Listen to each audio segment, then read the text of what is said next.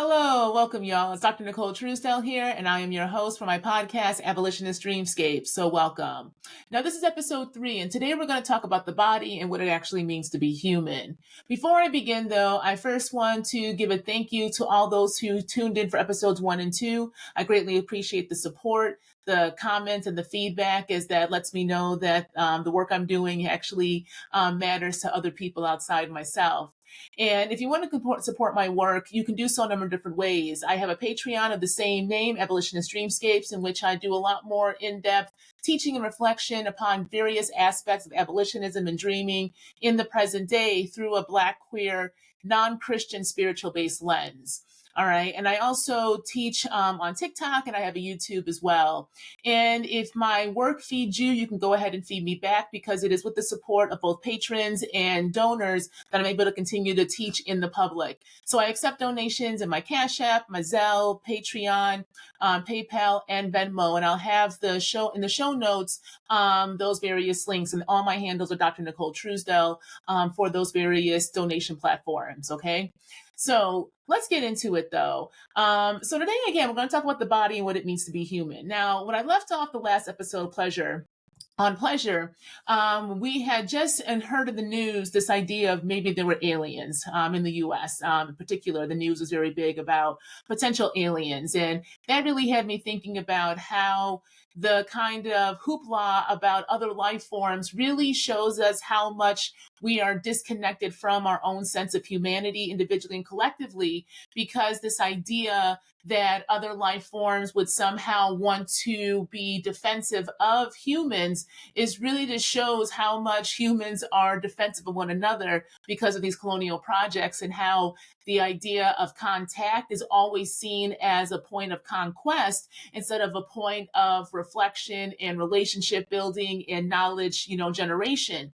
And so the kind of initial reactions we're seeing in the papers and from government, these so-called government officials about the potentiality of what aliens could be and what that could mean for us really is a reflection upon how much our understanding of our humanity is still very much filtered through a colonial lens. Then life kept lifing, and right now it's I'm recording this on August 12th, and we had just gotten off of the kind of biggest event, I think, of the year, the Montgomery Brawl that happened down in Montgomery, Alabama, about a few days ago, probably about a week ago by now, in which we saw Black folks basically defending themselves against a white mob who didn't want to move their boat. Now, that brawl itself and the aftermaths of it, like TikTok, I talked about how this is a key moment for us to think about Black deconstruction in a new light, because this is a cultural reset around our ability to basically say no more to the violence enacted upon us by the state via actors who align themselves with the state that is anti-Black, anti-Indigenous, anti-women, anti-queer, anti-disabled, basically anti-anything not attached to the Christian white patriarch and his ideals of what it means to be quote unquote human. When you don't fit into that narrowness, that you are met with violence in these violent states that also make themselves to appear as if they're somehow full of democracy and for peace. But the democracy and peace always comes at the expense of the margins, right? Whether it be internal to the US or external across the globe. Well, this really got me thinking some more about what it means to be human, because in that moment of those Black folks who were defending the Black co-captain who was on that dock just doing his job, right?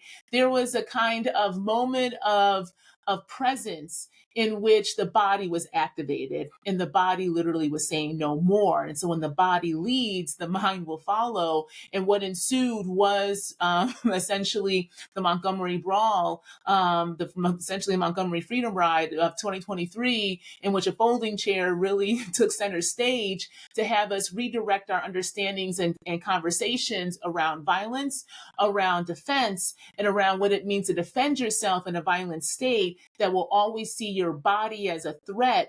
And so when your body is a threat, what happens when you need to then meet that threat with another form of violence? And that really, to me, is summing up this idea of what it means to be human. This is what I mean by that. Think about the first time you realized you had a body. Okay, I want you to kind of just sit for a moment, contemplate, and ask yourself, when did you realize you had a body? Right? You may have been very young, and this may not be a conscious thing, but at one point or another, you had a sense of self, and that self was in a vessel that we call a body. Okay. But before you become aware of essentially your body in a kind of conscious way, your body is always already reacting the minute you come out of your caregiver's womb, right? Because when you come out of the womb, you are only in reaction mode. You are only in doing what your body needs, and your body needs sustenance. So babies cry and wail because they're signaling that their body needs something. So when we come out of the womb, y'all, we are very body forward because you are only human if you have a body, right? And that body can have many different forms, many different ways of looking and being. But the key fundamental thing is, to be a human means you have a body. And so what happens though when we disconnect from that body? What happens when we no longer allow our body to lead? Then instead we think we go through our minds and have our minds lead the body. When and why does that happen? Well, you got to think about it. In a capitalistic society, in a Western racial capitalistic society, the minute your body comes out of that womb, your body is marked by the state in one way or another. And it's go to the birth certificate, you're given a name, you're given an age, you're given a weight, and you're also given a race and a sex, right? And as you go through life, you're given more identity markers. You're giving more ways the body is marked. And that can be through your religion, through your height, through your weight, through your sexuality, through your economic status, right? There's various ways that our bodies are marked in society. And when our bodies become marked in those different ways, that teaches us how we're supposed to perform in that society. Now, because those are markers of identities, right, have these various systems attached to it, because race and gender and sex and class and all of those different markers, right, are socially constructed. Those social constructions have real consequences, because when you are marked in certain ways, your body is then deemed to be of a certain way. So what do I mean by that? I'm a black woman. I'm a 6'3", light skinned, mixed race black woman. Okay. And that's what I've been most of my life, even when not maybe necessarily 6'3", but I've always been taller. I've always been bigger. I've always been marked as a woman. I see myself as a woman, and I am a black woman, mixed race black woman. All of those markers together on my body very early on let me see myself as always having a needing to be of service to other people, because being a woman, being a black woman, being a girl at that time, right? Being a young black girl who was also bigger in stature, my body was always read as somebody who could literally just handle more work, handle more service, handle more weight. And I learned those things, and my body was disciplined in those ways through various institutions. So, of course, through school, I went to Catholic school. And if any of y'all went to Catholic school, you know the one thing Catholics know how to do is instill your ass with some guilt. Guilt and shame, baby, guilt and shame. While also you are told to be of service, right? Because the only way many of these churches operate, especially the Catholic Church, is by you giving up your time and your labor, because they sure as hell ain't gonna pay you. Let's be real. So from a very young, early age, right, I was in Catholic school. So being marked through a religious lens, right, a religious lens, my body was seen as always to be of service. It needed to be more docile. It needed to be more demure.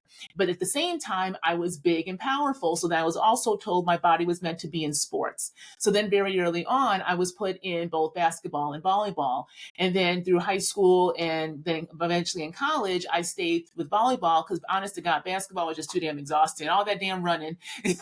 And then you might get touched. I didn't want to be touched. And if you bump up to me too hard, I had a temper when I was a kid, so I might punch you back. Like there was a lot of things. So for me, volleyball just felt safer and on one side of the court. So, but honestly, if I'm being honest though, I didn't really ever enjoy it. I thought I was supposed to enjoy sports. It was one thing that me and my dad connected on, but I was one of 5 kids, right? So when you can get your parents' attention, you get it any way, shape, or form. And so sports seemed to be one way that I could connect with him. So I stayed in. And then it was very evident that if I tried anything else, when I was in 8th grade, I actually tried to be a cheerleader. child, I don't know what I was thinking, but I know what I was thinking. I was trying to fit in. I wanted to fit in, and it was eighth grade. Puberty's hit me, right? Like, I had all the other girls in the class were quote unquote dating. I thought I should be dating, but didn't really know what that meant. I sure as hell wasn't tapped in enough to figure out if I was gay or straight. I never even asked that question because the assumption was that if you were a girl, then you wanted a boy. And if you weren't a boy, you wanted a girl. There's nothing else there, especially when in Catholic school, and especially on the far south sides of Chicago, the south side suburbs in the 80s to the early 90s, child by. There was already a disconnect with the fact that my dad was white, my mom was black, and she was never around. So it was always my older white dad that looked like Santa Claus dropping off all these black kids. That was already a scandal, right? There was already a way that my family was ostracized. My dad, usually other parents didn't really talk to him. And there was a number of families who also came from big families. It was a Catholic school again. So there was a number of families who had at least 3 to 5 to 7 kids, and it kind of came through in waves. So it wasn't like people wouldn't have known one another. It was a small school, but it was also small families because families had multiple kids. Again, Catholics. Okay, so all that to say, there was a way that was the one space, though, that was acceptable for me, acceptable for all of us to be in the one space we may, both individually and collectively as a family, had any kind of recognition from the space that we were in quote unquote community, right? Because this was the community, church, the school, and the like. So from a very early age, though, I didn't want to necessarily be an athlete. I actually wanted to be more of a musician. I played the trombone for a brief spell when they brought it to school as an extracurricular. And I really didn't like the teacher. And it was just really, quite frankly, it was just racist and very classist. And we couldn't afford it after one season. So I never picked it back up. And I was in drama club, but again, never picked that back up because it wasn't seen as a space that my body was accepted, so that I allowed myself to be influenced by what I was told my body was acceptable to be in, which was, again, in sports, but also to be of service. So the oldest daughter I have 4 siblings underneath me. The idea of being in Catholic school from both K through 12, I mean, K through 8, but also in high school. This kind of idea that my body was just basically a location and site for other people to essentially dictate what I was supposed to do was heavily embedded. Even when I pushed back against that, especially pushing back against the church and then going to grad school and all the like, again, like I said in episode, I think 2, I just traded one God for another because it was still in this institutionalization of the body as a site of work that when I let go of, quite frankly, Yahweh and white Jesus, there was still the kind of spirit of capitalism there, but being filtered through the social justice lens. And so there's a way that in those other spaces that I was trying to be committed to justice focused processes and justice focused practices, those spaces still reproduce the same ideas that our body are locations and sites of service. So even as we're trying to create and make new ways of being and try to be in collaboration and community, all of us were usually burnt out because we were overworking. We had our regular jobs, then doing other stuff to fulfill the needs we felt the institution wasn't doing. So we're doing more on top of that, plus also trying to have our own lives. And as I got older, my own family, but nothing ever released. It just piled on more and more and more. And see, what happens, y'all, is that is a literal function and conditioning of these capitalistic societies. There's no way that none of us can escape some way, shape, or form that story of only seeing your body as a location to be producing for other people in one way, shape, or form. But how you're producing and how your body is marked and how you internalize that will be filtered through how your body is read from that society, the identities and how they collide both in your body and then colliding within structure, right? And this is the function of capitalism, because a nation that is founded upon and relying upon as an economic system has embedded within it the idea that it will always have labor that will either be free or below the cost of what the actual labor is producing, so that there's always a profit. So in these societies, we have had to learn over centuries how to be disconnected from our bodies, because that disconnection from our bodies is how we learn how to dehumanize ourselves, so that when we're in these spaces and institutions, we see our role as either having to conform, having to buy in and do it better, or having to disrupt it, or whatever else you want to do in those kind of ways that we see ourselves engaging in these spaces. But at the end of the day, they all require us, and they all are predicated upon us still reducing ourselves down through a disconnection of our body to somehow being either a worker or being of service. And see, this is the conundrum that many times will happen when you don't realize that dehumanization is, we must first do it to ourselves, so that when we're in dehumanizing spaces, we then can basically tolerate it. That is the foundation of colonization and colonial projects. And that is also rooted within what I would call a very deep spiritual warfare.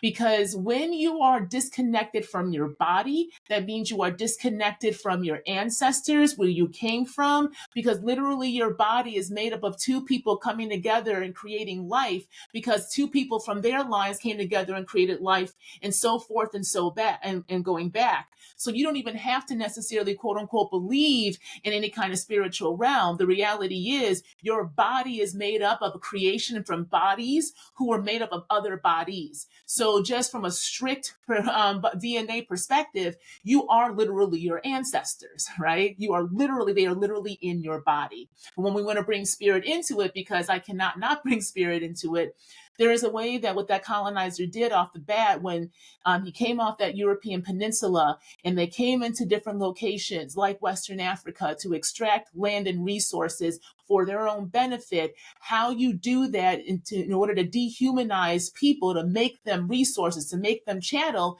is you have to remove them from their power. And part of that power comes in that connection to where you come from, your ancestors in the land. That is that kind of as above, so below, or the kind of cosmology of the sacred and mundane are always in a relationship. When you need to reduce somebody down to something for your gain, you can make that disconnection. And so that disconnection from ancestors really came through the Christianization of enslaved peoples, and that forcing of Christianity via the Christian patriarch God really was the beginning of the breaking of the relationship that we had to our bodies, which then broke the relationship we had with our ancestors in those practices that also connected us to our land. Now, they weren't completely severed, because we have traditions now in the present day that are coming from and are products of that colonial projects, right? And we call them African traditional religions. So those are traditions like Lukumi, Santeria, Obeya, Candomblé, Haitian Vodou, New Orleans Voodoo, and African American Hoodoo, just to name a few. There are others as well, but those are some of the bigger ones. And these are all the types of practices that our ancestors and our elders kept alive in order to keep us connected to our ancestors and those primordial beings that connected us to land, because again, that is our power. But when we are in these very violent systems, right, even those practices were susceptible to the kind of embedding of this very extractive energy of capitalism. And so we see the kind of over commercialization of many of these traditions. We see the synchronization that was required in order for them to be able to even operate really has impacted some of the understandings of the practices. So we see Christianity and patriarchy and racism and classism and homophobia. We see a lot of those things within these traditions that weren't based in those oppressive systems, yet they have made their way in one way, shape, or form. Because again, the spirit of capitalism did a very good job in the way it's foundational to our understanding of self, because the body is marked with these identities, and then those identities have us put us in the boxes that we perform, which then allows us to learn how to disconnect from our bodies because they don't really feel good or work, which is then again how we start that dehumanization process. process. That is the conditioning we need to make us good workers, and good servicers, right? And so this is part of that. When we think about it in these energetic ways, when you sit in your body and you believe your body and you allow that reality to collide in your body so that you feel, and then you allow that to have you see and reassess what your environment truly is and how you have to ask yourself then, can you still continue to partake in your own dehumanization now that you can see? Let me tell you something. When you have that realization, even if it's not as conscious, but it's on that spot and immediate, you get things like the Montgomery Brawl. Because that is us sitting in our humanity. That is us saying no more. That is us believing not just our experiences, but awakening the body so that we can feel and understand the weight of what our ancestors went through to be able just to be living in a space that we call the United States as Black folks in particular, right? While also being played in our face and being told that we are the problem and we must do X, Y, and Z, step and fetch, be seen as somehow always better, work twice as hard, be more respectable. All those things didn't work because you cannot be human in a society that has not been human since its foundings, because how can there be humanity when the whole goddamn nation state is built upon the subjugation of people that they rendered down to chattel? And then they tried to literally genocide those who were already here and supplement them by making themselves the new settlers. It doesn't make any sense, y'all. You cannot have humanity in these systems because they are dehuman and inhumane to begin with. So part of what we're seeing now, I honestly believe, is this kind of quote unquote awakening, because people are now being forced back into their bodies, and the body is leading, because things like COVID that is still going on and is now reports are showing how it's even worse now. And we need to be bracing ourselves for the rest of this summer into the fall, alongside institutions crumbling. And it's not just the people who are on strike right now. We've seen healthcare around us collapsing for a few years now, and it's going to get worse alongside education, because we're going to go back into school, and God forbid we have any more shootings, quite frankly, in these institutions. We are coming at a crossroads individually and collectively of what it means to start to believe your experiences by being in your body and allowing your body to lead.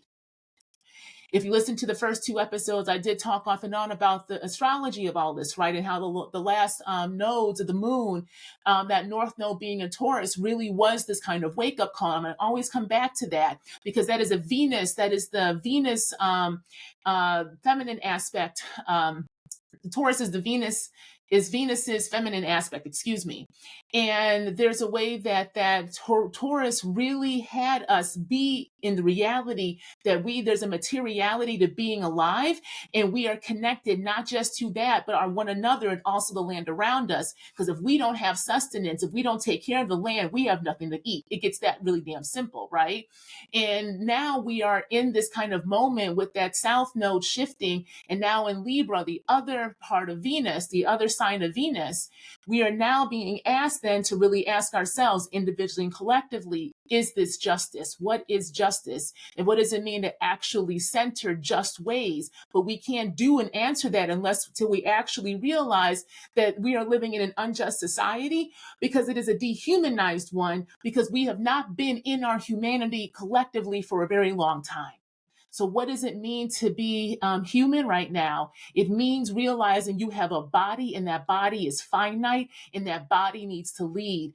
And if that body has been put down because of various ailments, because of COVID, because of a lack of infrastructure, because of the fact that no matter how much you work, if the institution decides to lay you off, you now have no access to care, but your body still needs care. That is a harsh reality that is letting us know how unhuman we have been to one another for so long. How society is built not for us, but for the select few who need our bodies. Therefore, they need us to disconnect from our bodies so that we continue to go to work, or we continue to fight. Hell, even these systems need to know where the cracks are. So activists and organizers are needed, because they need to know where the cracks are, right? But when you are only in this kind of go, fight mode, and don't realize realized that part of the fight against this injustice is learning how to rest and be in your body so that you can allow your humanity to come back. We just keep feeding the damn machine, y'all. So right now, I think to wrap this all up, the focus of the body right now, and for me, being in my body has been one of the most fundamental parts of an abolitionist praxis for me, because it was only until I started to feel, it was only until I started to allow myself the space to tell myself the truth, but not through my mind, because my mind has been conditioned by these institutions like all of us has. And it is not this ridiculous conservative rhetoric of woke agenda. It is the conditioning we all go through to be in institutions. And this conditioning tells us that we must put our minds over our bodies, so that even if you are sick, even if your family is sick, even if you are still in grief, you're supposed to put that to the side for an institution's priorities, right? When you realize the violence just in that, there is no way you can go back. There is no way you can tolerate it, because now your body is alive. And that's what's happened to me, is that really not just leaving the job, as I said in episode 1, but then having to sit in my body. It wasn't just the job that was killing me, it was not living. Because what we're doing right now is really being Walking Dead. We're not living. We were performing life that was benefiting, again, a small few, but not the collective. And now that the collective is quote unquote waking up, because the reality is resources are there, but they're not being allocated to the majority of us who absolutely need them. But then those who don't need them are telling us that we got to keep on going for less while they increase things, right? That is an awakening of the body, because you can only take so much. So again, who do you believe? What do you believe? Your body, which is bringing you to your humanity, which is awakening to your sense of self, or these spaces and institutions that literally have conditioned and trained us to disconnect from the body as a way for the mind to lead, because the mind keeps telling us, well, if we just do this one or two things, maybe somehow we'll get better. And so I think right now, this kind of, again, awakening is about the body awakening, which is coming back to our humanity, which means that we are engaging in another aspect of spiritual warfare, because the ancestors are also now awakening. Those old primordial ancestors from many of our lines, who maybe haven't necessarily had the ability to kind of push through the muck of the Walking Dead, both in the living and the other realms. Because again, I'll go into this much more on my Patreon. So if you want to learn more about ancestors and the different aspects of ancestors and why you can't just talk to any of them sometimes, especially at the beginning of your journey, go ahead and check out my Patreon. Over the next few months, I will be delving much more into that, alongside the concepts of rest and coming back to the body to come back to the human, okay? But for the purpose of the podcast in this episode, I just want to say that when you do come to the body and you start to get into that practice of really coming to a sense of self-care by coming into a practice of rest that allows the body to really start to lead, and your body then can start to trust you because you're trusting it. That does awaken a primordialness in us for those elevated ancestors who just needed space so that we can hear them. So the awakening of the body is also awakening the dead, but the primordial dead, the elevated dead, who can truly help us to remember not only who we are, who we were, so that we can figure new ways out of where we want to go individually and collectively as a society. Okay. I'm going to stop there, y'all. So thanks for joining me this time. Next episode, we're going to delve a little bit more into the ancestors, okay? I'm going to talk more about that and my own journey with my ancestors and how that led me to Orisha and vice versa. And in doing so, they were really trying to tell my ass I was gay for a long time, but the messages were always getting a bit a bit jumbled, because the person who was hearing the messages was still filtering it through their human lens, and that human lens had been filtered through or influenced by patriarchy and Christianity. Even though I was not in a Christian-based religion, Christianity still found its way. So I'll talk about that next time, okay? And as always, you can support my work. The show notes will have ways to do that. And that's it. Yeah, that's it. All right. So take care of yourselves and each other.